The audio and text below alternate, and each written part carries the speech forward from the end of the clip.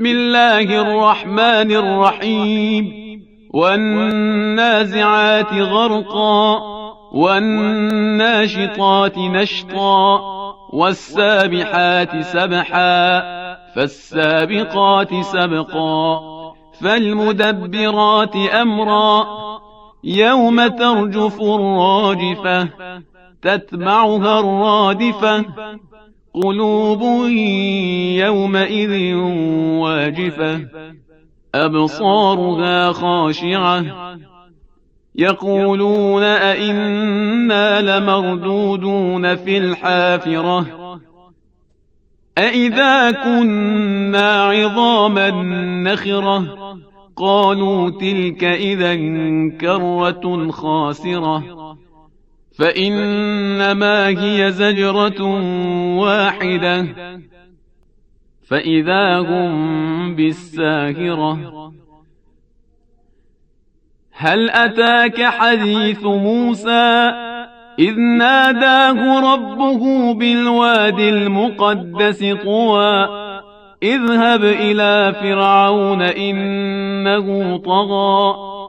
فقل هل لك إلى أن تزكى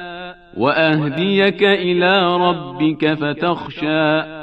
فأراه الآية الكبرى فكذب وعصى ثم أدبر يسعى فحشر فنادى فقال أنا ربكم الأعلى فأخذه الله نكال الآخرة والأولى إن في ذلك لعبرة لمن يخشى أأنتم أشد خلقا أم السماء بناها رفع سمكها فسواها وأغطش ليلها وأخرج ضحاها والأرض بعد ذلك دحاها أخرج منها ماءها ومرعاها والجبال أرساها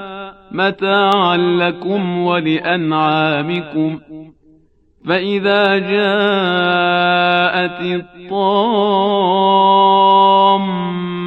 الكبرى يوم يتذكر الإنسان ما سعى وبرزت الجحيم لمن يرى فأما من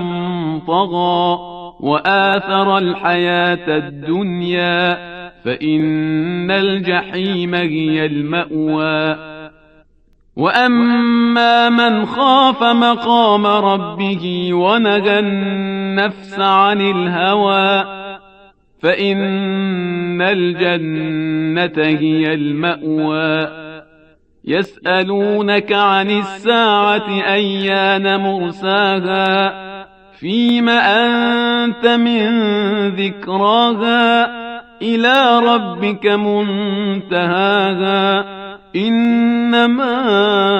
أنت منذر من يخشاها كأنهم يوم يرونها لم يلبثوا إلا عشية أو ضحاها